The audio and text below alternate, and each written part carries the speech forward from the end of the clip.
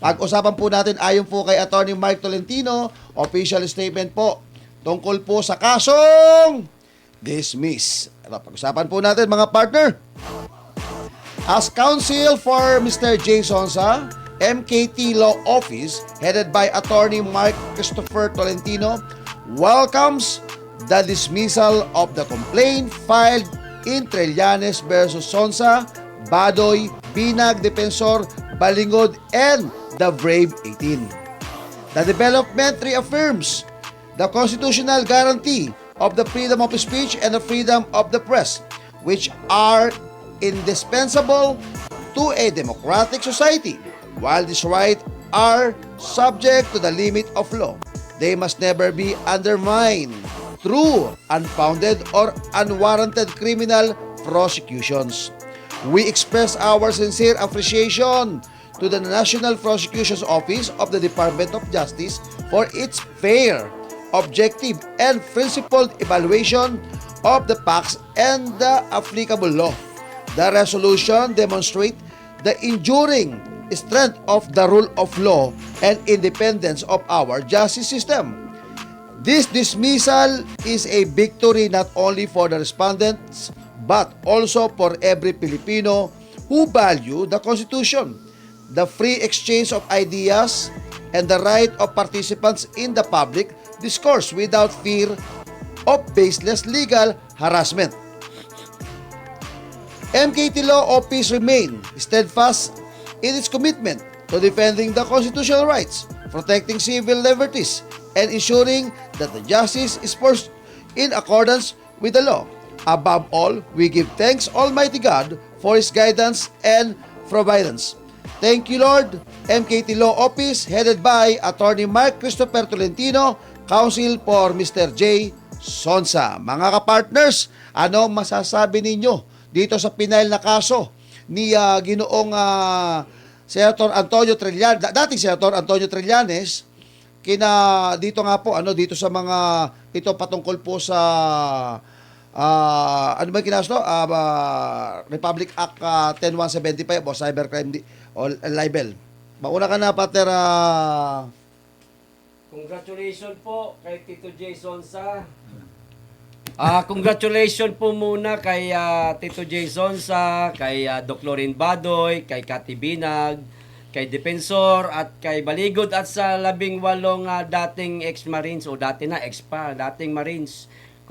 Congratulations po mga madam at sir. Congratulations din kay Trillanes. Yes. Pater, bago kayo bigay kay At syempre kay Attorney Mark Tolentino. Gines natin. Mukhang tayo ang swerte sa kanya. Pero bago ko bigay kay Father Bisdak, may babasahin muna po ako isa pa dito para maunawaan ho natin ito ho yun. The complainants against respondents Attorney Libito Levy D. Balingod, Bernard Tube, Rosbert M. Waupan, Benny at Volante Johnny A. Buduan, Rodante P. Orbelio, Rainy Boy O. Julian, Christopher T. Esquivel, George O. Bilaluan, Junior Romeo Romel at Bobares, Gil and Natividad Junior, Anselmo Toberdo, Joel G. Gadiao, Romel C. Galapon, Cecilia S. Laborer, Junior Bernard D. Gumban, Cresane L. Dado, Fidel M. Corpus, and Walter M. Manalansan for the violations of Articles 356, 358, and 363 is the revised penal code are amended by Republic Act 10951B, dismiss for lack of prima facie evidence with reasonable certainty of conviction. Ayun po yung kabuuan para malaman po natin na i-dismiss na po yung kaso. Father Bisdak. Alam niyo po, good news po ito para sa para sa ating mga kaibigan nila ni Cathy Binag, di ba? Lalo na yung sa Brave 18, Manong Jason sa, kasi alam naman natin si Manong Jason sa suki talaga pagdating sa cyber libel. Ay talagang sinusuki siya ng mga kakampi ni Pangulong Bongbong Marcos. Ganun pa man, napakagandang balita ho ito dahil nanalo sila natalo yung complainant. Alam na natin kung sino yung complainant. Sino yun? Aso rin yan. Ah, Alam na natin yun. Pero sa akin at least napatunayan natin na merong tinatawag na freedom of expression at freedom of speech. Buhay pa partner. pala. Buhay na buhay yan, partner. At hindi po pwedeng basta-basta lang magkaroon ka ng conviction dito sa cyber libel pala. Isipin mo lahat, partner, nanalo oh. 18 Marines, di ba? Soldiers. Tapos sila ni Kati Binag. Walang kumampi. Kumbaga, hindi kinampihan itong complainant, partner, tungkol sa cyber libel. Pero panay kaso pa rin to, partner Hindi na natin babanggitin yung pangalan. Baka sumikat pa Basta panay kahol ng kahol. Baka tumakbo pa na naman yan. Baka tumakbo. Baka manalo pa, di ba? Huwag na natin banggitin ang pangalan. Alam na nila yon. Isipin mo na kailang talo na to, partner. Alam ko, mayroon pang sinampahan din niya ng reklamo. Natalo din siya. Ito na naman, nasundan na naman. Mukhang yung kamalasan ng taong ito, tuloy-tuloy na, partner. Sagad-sagad na hanggang 2028 na to, partner. No? Sagad sa kabalasan. Sagad sa kamalasan. Ang dumikit dito, malas. Tingnan mo yung kaibigan mo. Kaibigan mong vlogger. Minalas. Minalas, dumikit Wala yan. Ayun. Di ba si Mima? Oo. Dumikit si Mima dito Ayun na nga Ayaw minamalas. Kaya Bong, baka malasing ka, Bong. Bago ko At bigay saka meron pa. Meron May pa. endorso yan Oo, talo rin. 0.01%. Iyon, Ay, kilala ko yan. Ay, grabe kamalas yan, si Ontiveros, Ba partner. siya yung endorser niyan? Yan, siya yung nagpipilit, partner. Correct. Kung ayaw ni Lini, si Risa na lang. Yun. Kaya ang resulta, meron palang rating na 0.01. Ngayon lang rin. Kanino? Ngayon lang. Anyway. Kaya naman, bago yan. Yan ang bago sa Pilipinas ngayon. Bago ko bigay kay Partner BMR, Pataas na sana si Risa kasi dati siyang 0.5, naging 1. Inendorso niya. Inendorso niya, naging Na double 0.01. zero. 0.01. Yan. Dati 0.1. Ngayon. Inendorso ni Mamang Magaling. Hindi. Anyari, 0.001. 0.001. Magapak palalo. palakpakan mo. Hindi, parang hindi yata umipikto yung 250. Okay. Bawat isa. Hindi, wala. Ito bago ko bigay kay Partner BMR, Partner BMR, bago ko ibigay sa iyo, ito pala yung may continuation pang-apat. Ito. Ito na lahat na. All complainants against respondents Lorena Maria Tablang Badoy, Partosa, Mary Catherine Diaz Binag, Michael Mike Tan Defensor, Jose J Sonsa, Yumang, Byron Banat by Cristobal, ito na mga banateros, Oliver Coach Oli Uy. Cristobal, Oh. Judea aka Master Judea. So, okay sila lahat, ha? Oso, RJ, paring Mga RJ. backer. Oh. Yan. Judea. And Swarasug Media Corporation. Yes! Panalo tayo Sunshine dyan. Media Network International Channel B. Dismiss for lack of prima facie evidence with reasonable of certainty of conviction. Ayun. Kasama Pantera, ang Manateros at ang Is SMNI. Padre BMR. Ayan, tamang-tama yan, partner. Diyan kang idudugtong ang aking komentaryo. Ano, ho? Yeah, sige. Tiningnan ko ito, ang kahulugan ng lack of prima facie evidence. Kasi ito yung naging desisyon na dismiss dahil daw sa lack of prima facie evidence. So, nang tiningnan natin, ano ba ang ibig sabihin ng lack of prima facie? Ito pala ibig sabihin yan. Sa batas, ang prima facie evidence ay ebidensyang sapat sa unang tingin upang ipakita na may batayan ng isang aligasyon o kaso. Maliban na lamang kung mapabulaanan o masagot ito ng kabilang panig. Ang prima facie evidence ay salitang Latin na ang ibig sabihin sa unang tingin o batay sa unang pagsusuri. So, ibig sabihin mga kapartner, unang suri pa lang, unang tingin pa lang ng mga hukom nitong final dito sa kasama pala ang Isiminay at ang mga Banateros. At yun nga, mga nauna na nabanggit, ang Brave 18, at Jason Sa, at Miss Cathy Binag, at ang kaibigan natin si Ate Doc, Lorraine Badoy. Alam nyo, no, parang dito mo makikita mga kapartner na ang ating justice sa ating bansa, gumagana talaga. Kasi kung makikita nyo ito dito pa lang, nang tinignan nila, umpisang-umpisa pa lang, lack of evidence na kaagad. Unang-unang tingin pa lang nila. So, alam niyo partner, pag na-dismiss ang isang kaso, hindi mo na po pwedeng i-file ito ng another kaso na ganito. Wala na. Ang tawag dito, magiging double jeopardy na. Oo. So, ibig sabihin, Knockout na knockout ito. Hindi ito basta TKO. Knockout talaga as in wala nang pwedeng anong gawin dito yung nagsampa nitong kaso na ito. Matakin mo, ang dami na kinasuhan, ni isa walang lumusot. Yun nga eh. Oo, di ba? Kasi nga partner, ang isang pinag-uusapan dito yung tungkol doon sa kasi nandito yung 18 na Eh, di ba? sa 18 pa lang, Oo, maleta yan. Galing doon.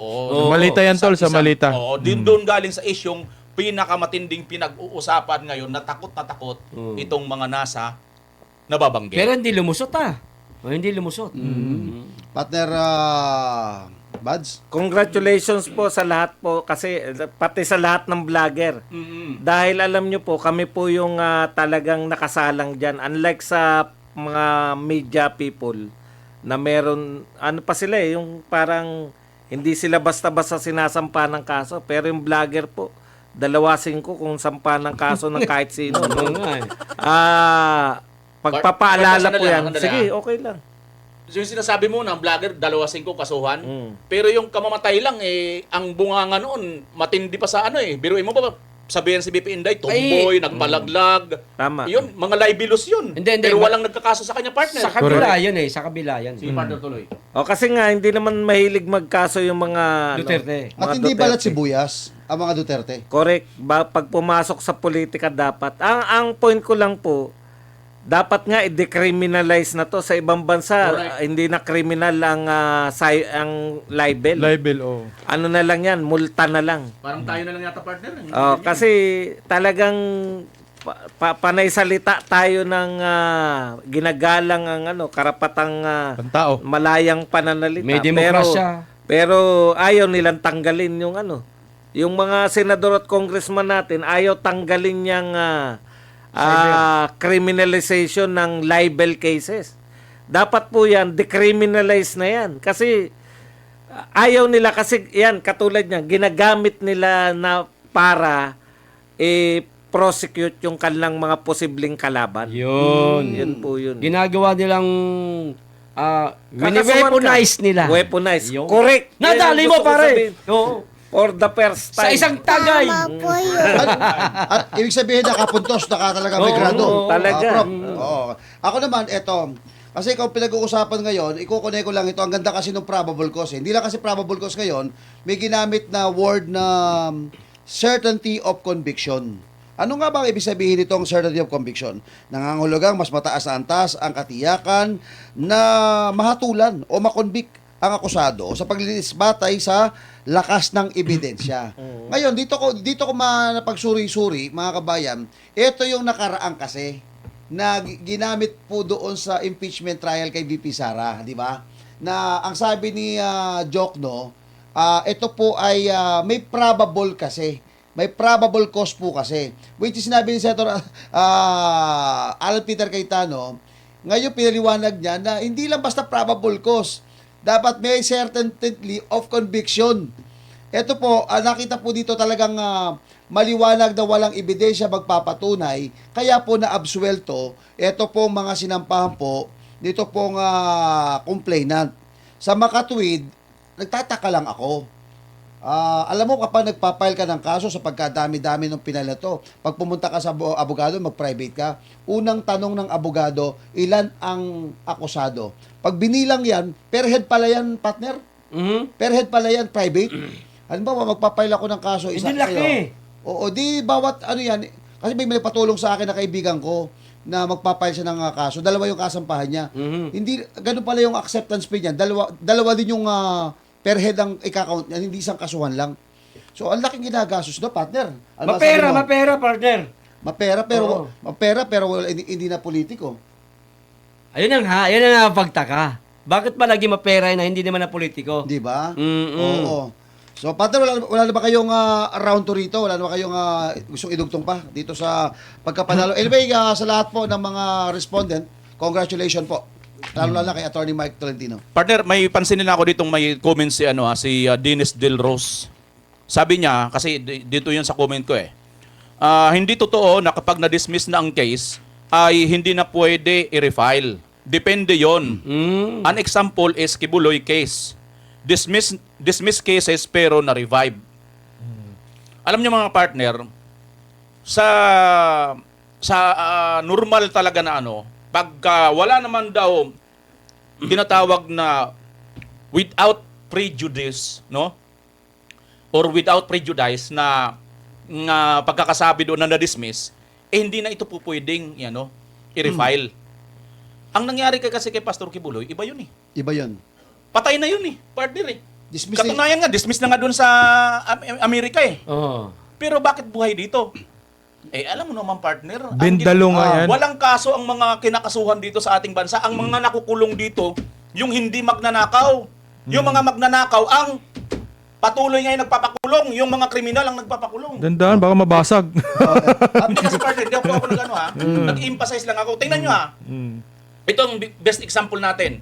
Si Marcolita, Correct. hindi naman siya tumanggap ng pera, ng mali-malitang pera. Oo. Si Mike Defensor, hindi rin siya tumanggap ng perang mali-malita. Oo, sige, sige. Pero nasaan siya ngayon? Nandoon siya sa kulungan Okay. ng mga dapat doon ang mga tumanggap ng malita. Yung kulungan ng pinagawa nila para sa mga flood control. Sino maniniwalang si Marcolita at sila yung sangkot sa flood control? Bakit sila nandiyan nakakulong? Pagkatapos, sino maniniwala sa inyo na walang kamay dito ng mahiwagang kamay na nagdidikta or sa ating dito na itong si Franz Castro nung congresswoman pa siya noon, nahatulan siya sa Dabnor Regional Trial Court ng guilty doon sa kaso pagsasapanganib sa mga Diba? minor de edad na mga katutubo. Pagkatapos sentensyado na siya, hindi pa na nakakulong. Nag-appeal siya, dumunta sa Court of Appeals, talo rin siya, na-affirm. Convicted siya. Pero ang Nakapila nangyari, uli. nakapila uli. Tapos nang dumating itong si katutubo na si Attorney Zelaida Lopez, siya pa ngayon ang nagpakulong. Pinakontempt niya. Hindi lang sila nakontento doon, contempt nga lang, doon nga lang sa Congress, dinadala pa nila doon mismo sa koreksyonal. Ang koreksyonal, women's koreksyonal, yun na yung diretsa na doon, yung mga sentensyado na. Supposed to be, dapat doon si Castro. O ngayon sasabihin ninyo, hindi natural kasi nga, iba ngayon yung Pangulo natin, hindi niya tinitingnan kung sino yung nasa tama at sino yung nasa Kasi mali. ganito yan, partner. Teka. Pasimplihin lang natin. Partner, simple lang ha. Ang pulis, ito, sample ko lang to, partner ha, wala akong binabanggit ha, klaruhin natin to. Ang pulis, halimbawa sa mga pelikula, sila ang kumakalaban sa mga sindikato. 'Di ba? Dapat ganun eh, 'di ba? Hindi ko tinutukoy dito ang pulis, mga partner ha. Okay? At ipagpalagay natin isang administrasyon, ayan. Administrasyon ni BMR, dapat ikaw kalaban ka ng sindikato. Kaso yung mga kumakalaban sa sindikato, yun ang pinakukulong mo eh. Partner, idugtong lang ako doon kay partner BMR. Yung nagkomento, kasi meron kasi kami, may jurisprudence ako na ganito, na doon sa Ilocos mismo doon, panahon ni Governor Singson, yung anak. May kinasuhan sa mga tauhan namin sa covering at dyan sa Narbacan, i-dismiss po yung kaso. Dinismiss yung kaso. Then nagulat kami yung major na CIDG nag-file nag-motion siya to file investigate yung kaso doon naman sa regional. Tinanggap naman kaso pagdating doon, which is ganun pa rin yung resulta. Doon sa kaso kasi nito, paliwanag natin. Sino ba yung kinasuhan? Yung mga tauhan ko, during that time, kinasuhan sila pero dinismiss ng Narbacan na prosecutor nga. Tapos yung major ng CIDG nga, nag-motion siya na i-refile niya to another PI investigation sa regional. Kasi partner ang paliwanag natin. Ano yung kinaso, partner? Ito, huwag natin pag-usapan kaso. Pag-usapan natin tungkol sa prosecution. Meron tayo tinatawag na city prosecution, municipality prosecution, at meron tayo tinatawag na regional prosecution at national prosecution. Yung pwede rito ay pwede mong iapila doon sa regional. Yung iba naman, pwede, usually kapag gano'n, kamukha ng ginawa namin before, ni Atty. Torion, umapila kami sa region at pinagbigyan kami, kaya kami nanalo.